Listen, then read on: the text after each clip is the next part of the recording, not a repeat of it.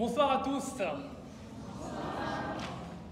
Je me présente devant vous aujourd'hui pour vous parler de la question « Doit-on cultiver son jardin secret ?» Et contrairement à ce que mon homologue pense, la grande partie d'un jardin secret ne réside pas forcément dans les jolies fleurs ou les papillons, mais également dans les mauvaises herbes.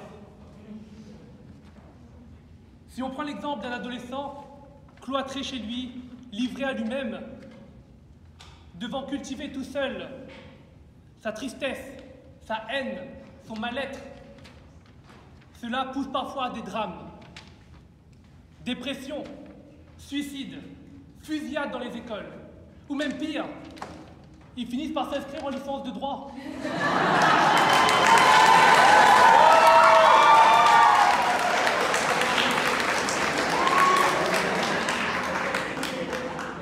Mais plus grave encore, regardez la personne à votre droite, à votre gauche. Comment pourriez-vous être absolument certain que ces personnes n'ont pas de mauvaises intentions à votre égard?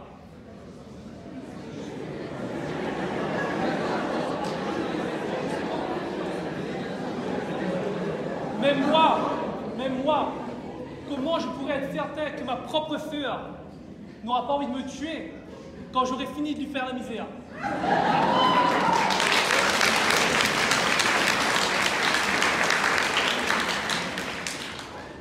Et c'est justement cette peur de ce que les autres pourraient cacher dans leur jardin secret, cette méfiance envers les autres qui pousse les gens à s'isoler, à se couper du reste du monde.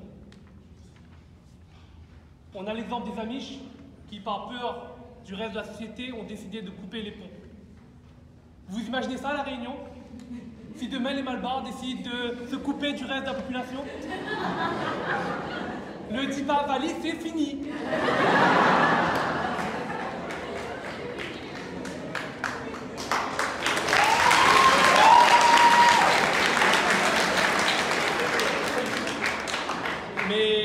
Mais pire encore, c'est lorsque cet esprit communautariste arrive aux plus hautes sphères du pouvoir. Cela permet à des types à la peau orange de bâtir des murs entre les États-Unis et le Mexique, permet à des dictateurs de mener des guerres, de perpétuer des génocides, de réduire un peuple en soumission.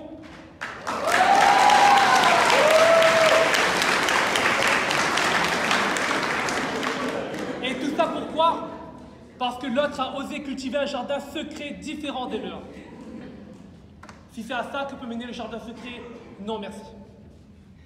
Vous imaginez un monde, une utopie, où personne ne pourrait cultiver le jardin secret, où personne ne pourrait garder de secret? Mesdames, vous voyez déjà ce que je veux dire. Mais si vous pouviez être absolument certain que personne n'avait de mauvaises intentions à votre égard, ne serait-il pas plus facile de bâtir des liens de confiance entre nous?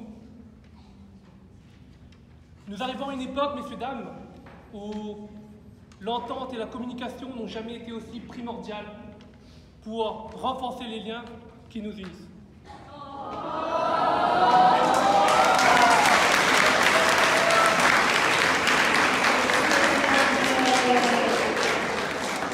Donc, abattons les clôtures de notre jardin secret, ouvrons-nous les uns les autres, et nous ne serons que plus forts.